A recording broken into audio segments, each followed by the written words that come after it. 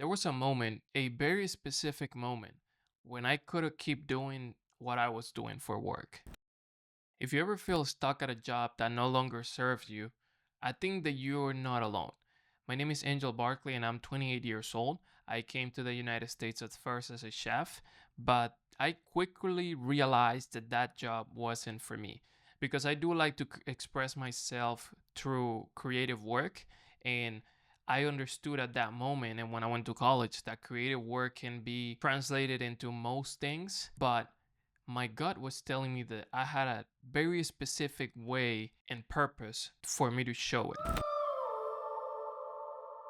When I first came to the US, I barely knew any English. And it's not like I'm a master at English right now, but I learned a lot. But there was one thing that happened that made me walk away from all of it. And the craziest part, I had no plan.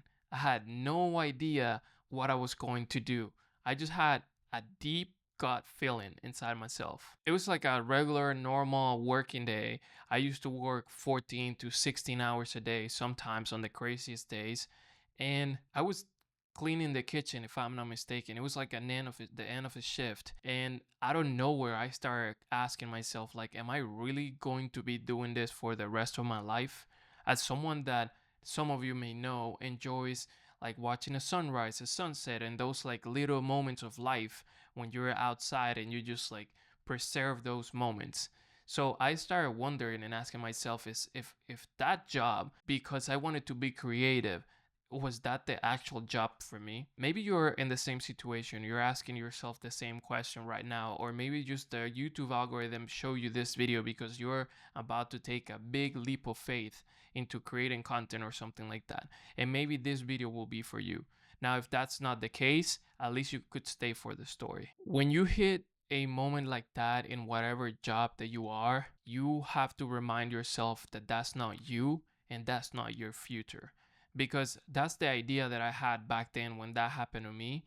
And honestly, attaching to that idea and believing in that idea was one of the best things that I did. Because soon after that, I changed jobs. But the way it's crazy. The way I changed job, it was like, how could I say this?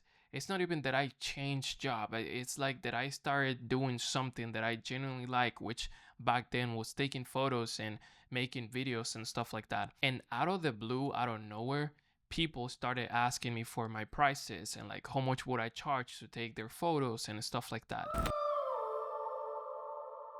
As soon as I realized that there was an opportunity for me to do more of those things that I like and hopefully get paid in the future for it if I did it long enough, it was more than enough. So even though I did say that I had no plan, I had a really strong sensation that I could make that my living. Now, I'm not saying or suggesting that you should take reckless decisions or think your plan through when you have a gut feeling, because sometimes it can be harmful. I mean, every change, every type of change is good in my opinion, but there has to be certain type of control, certain type of measure that you can calculate. Sometimes not. Sometimes it's like an opportunity that you realize is a really good opportunity, and most of the times we know when they show up. Like there's an opportunity that you are excited to tell other people about it. That's probably a really good opportunity because otherwise you wouldn't be sharing that with other people. Once I started taking photos of other people, I started with family photos. I did real estate. I genuinely would have like back then I was doing any type of photography, which now looking back is great because it helped me to not limit my skill set. So if a real estate client reached out to me and they were like, oh, we'll have this house, will you take photos? I was like, yes. After closing a call with a client that asked me something to do something new, first thing I would go is to YouTube and try to figure a like a framework to try to go with something a little bit solid when I show up. And I did that for restaurants. I did that for real estate, like I said. I did that for portraits. And while I was doing that, I was falling in love with the fact that you could just put your content out there and you could just put whatever work you do out there. It's literally unpredictable for you to know what's gonna come after you click that post button, because you never know who's watching. And I was living in a very tight knit community called the Outer Banks, and my name as a photographer and filmmaking grew a little bit faster than I expected. Like 4 years ago, I was still in that restaurant. 4 years ago, I was still cooking, washing dishes, or doing whatever. I don't regret doing any of that, because of that is why I'm where I am today, which I believe is a very established content creation career. I have been able to work with Google, with Meta, brands that I used to look at when I was living back in the Dominican Republic, and like not even consider that I was capable of working with them. The reason, coming back to the story, why that happened is because I took a leap of faith. I bet on myself, and that's something that I rarely see amongst other people unless they are creators. I feel that every time I hang out with other creators, people that have that passion and have that gut feeling, they always have a backstory that it's very, very interesting to hear, for at least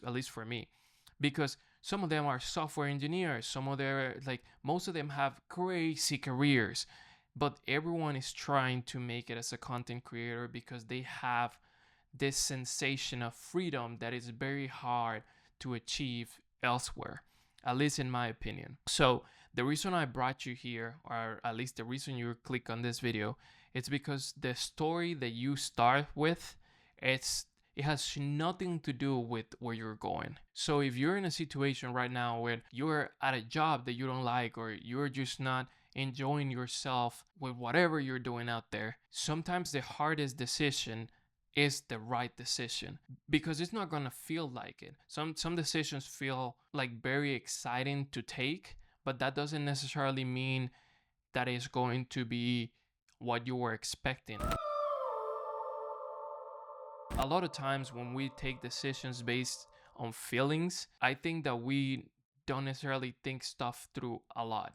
And the reason I say that is because when I was back in that restaurant, I switched a lot between restaurants. And it's because I wasn't feeling happy, but I didn't really have something that made me happy to replace that unhappiness feeling with, if that makes sense. So when you hear your calling, whatever that is, you gotta follow that to a point that it's like you're obsessed with it. And this word obsession within the content creation industries, like you will hear it a lot, but I don't think there is any other word to describe that. Like for those of you that are watching, that if you like reading, if you like journaling, and you like, self-development in general, you understand the feeling of getting something from point A to point B with an objective. And even though that objective might not be clear, it might be the things you need. So if you're about to make a big decision, or this video was helpful for you, I would love to hear what you're going through in the comments below. And thank you so much for listening to my story. It's just a little bit. I think that was just 20% of it. And hopefully in the future, I'll make more videos like this where I can share more and more details with you, but that time will come, just like your time will come. So if you like this video, like, subscribe, and I'll see you in the next one. Peace.